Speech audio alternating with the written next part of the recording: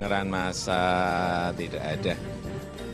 Kita tidak ada pengerahan massa, tidak ada, sudah saya sampaikan, dan saya sudah sampaikan sekalian saja supaya mulai hari ini juga sudah nggak memakai lagi atribut-atribut yang berkaitan dengan nomor 2, baik nomor 2-nya, baik kotak-kotaknya, baik avatarnya, semuanya. Kita kembali kepada sebuah Indonesia Raya.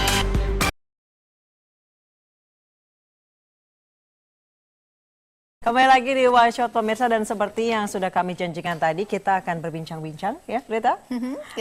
Akan membahas soal penghitungan suara yang tadi sudah memenuhi ada 17 provinsi rupanya. Iya, dan kita akan melihat begitu ya bagaimana hasilnya sejauh ini. Begitu ada juga hitung-hitungan lain ya, yang sudah bagaimana hitungan dari provinsi ke provinsi jumlahnya itu seperti apa. Ada juga yang sudah menghitungnya hasilnya seperti apa, dan juga kemungkinan untuk permintaan adanya pemilihan suara ulang dan kemudian penundaan pengumuman hasil rekapitulasi, mungkinkah hal itu dilakukan. Namun sebelumnya kita lihat dulu informasi yang satu ini, di mana calon Presiden Prabowo Subianto bersama dengan tim Koalisi Merah Putih meminta penundaan rekapitulasi penghitungan suara di Komisi Pemilihan Umum KPU.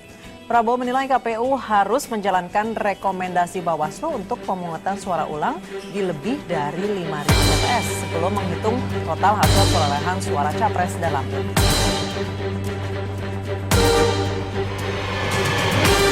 Seluruh pimpinan partai koalisi Merah Putih dan tim sukses serta para pendukung Prabowo Hatta usai rapat internal akhir pekan lalu mengumumkan KPU harus melaksanakan pemungutan ulang atas rekomendasi Bawaslu. Yang ketiga beresan pilpres diungkapkan Capres Prabowo Subianto berdasarkan laporan-laporan dari tim kampanye Prabowo Hatta di daerah. Dalam laporan yang diterima, Prabowo menuding terjadi kecurangan dan manipulasi hasil rekapitulasi suara, sehingga tim Koalisi Merah Putih meminta penundaan penghitungan hingga laporan kecurangan diselesaikan. Dan kalau tidak melakukan itu pidana, jadi ini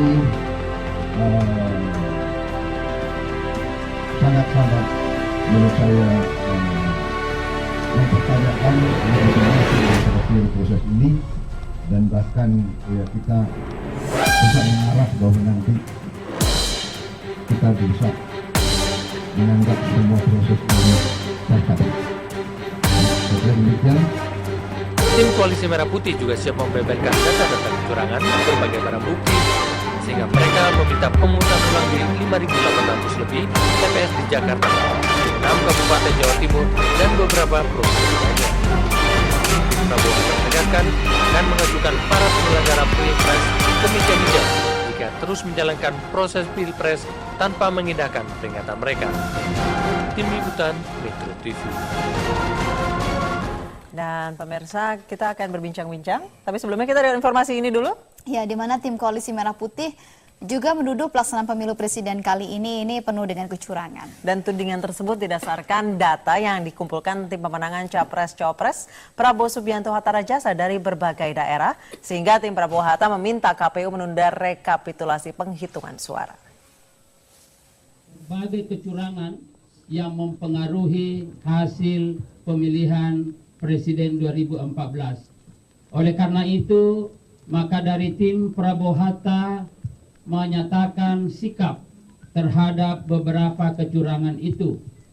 Yang pertama adalah kita meminta kepada KPU Pusat yang sekarang ini telah melakukan rekapitulasi terhadap hasil-hasil pemilu dari berbagai provinsi untuk menyelesaikan masalah-masalah yang telah direkomendasikan oleh Bawaslu, dan kami meminta agar tidak melanjutkan rekapitulasi perhitungan suara sebelum menyelesaikan masalah-masalah yang ada.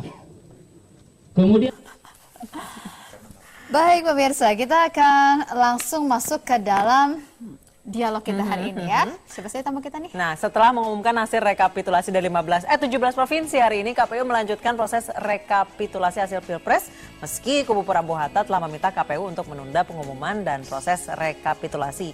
Bahkan akan membawa KPU ke ranah pidana hukum katanya. Nah, permasalahannya adalah bagaimana proses rekapitulasi selanjutnya, bagaimana dengan Pilpres damai yang selama ini dikampanyekan. Nah, telah hadir studio para tamu kita. Ya, ada Ibu Wahidah Sueb dari Election Specialist Partnership for Governance Reform. Aduh, panjang banget. Ada Mas Sunarto Wijaya. Halo, selamat siang. Iya, pengamat politik dari Carta Politika. Yang ketiga ada dari tim Kamnas Jokowi JK, Pak Enggar Hastur gitu. Halo, selamat siang. Selamat siang. Ibu dan Bapak-Bapak. Ya, ini kalau kita lihat tadi sebelum Bapak dan Ibu hadir, kita sempat hadirkan laporan terakhir dari KPU, begitu ya. Sekarang kan sedang istirahat ya Pak, baru mau mulai lagi. Sudah disahkan 17 provinsi.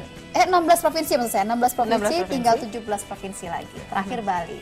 Dan hasilnya tipis tuh Pak. Ya. Tipis antara Prabowo Hatta dan juga Jokowi JK. Kalau hitungannya dari teman-teman tim ses Jokowi JK sendiri bagaimana? Memang sesuai kok dari apa yang diputuskan di KPU, di pleno KPU saat ini.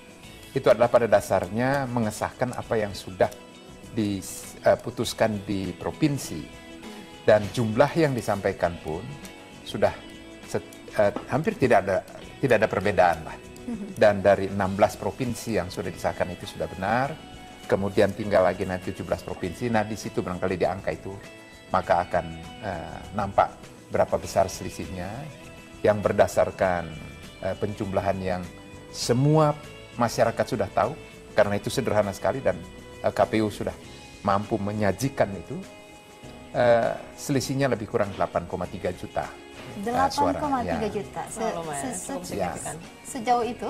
Ya, dan perolehan suara Jokowi JK 53,15% itu diperoleh dari penjumlahan hasil pleno KPU provinsi. Oke. Kalau dari Mas Otto gimana? Iya, Hitungannya sama nggak? ini yang saya ingin katakan ya. Jadi dari minggu lalu kan orang ada yang mengatakan tunggu saja tanggal 22 dan seakan-akan sebelum tanggal 22 Juli ada ruang kosong yang tidak boleh diisi oleh apapun. Saya tidak setuju.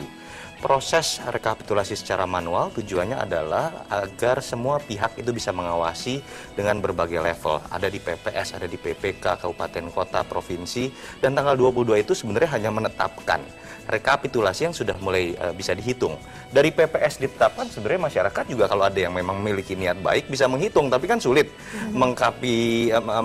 melakukan proses penghitungan dari sekitar 72.000 kelurahan. Nah, sekarang apa yang dijelaskan Pak Enggar tadi kan sederhana. Sekarang sudah ada 33 provinsi yang katakanlah orang dengan sederhana, orang awam menghitung lewat kalkulator pun bisa begitu ya.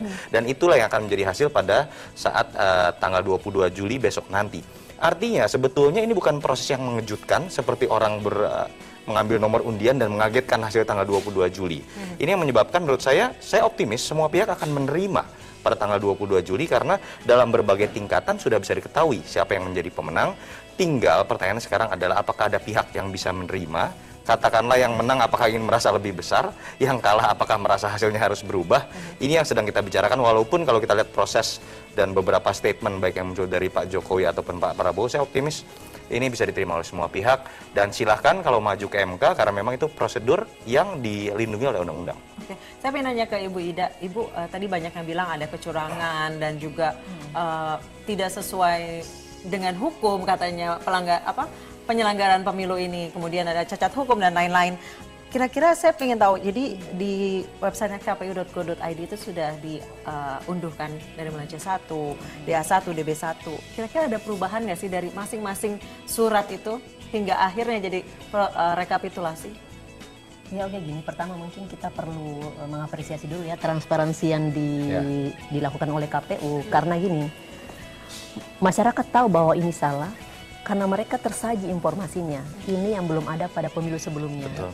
Bukan tak mungkin keanehan-keanehan sebenarnya lebih banyak pada pemilu yang lalu. Tapi karena terbuka sehingga masyarakat tahu gitu. Nah, seperti pada beberapa hari yang lalu saya katakan bahwa transparansi itu membuka ruang pengawalan buat masyarakat dan juga ruang koreksi. Dan itu sebagian setahu saya sudah terjadi ya. Karena dari C1 online kemudian saksi pasangan calon juga tahu ternyata ada masalah, kemudian mereka mempersoalkan di tingkat PPS.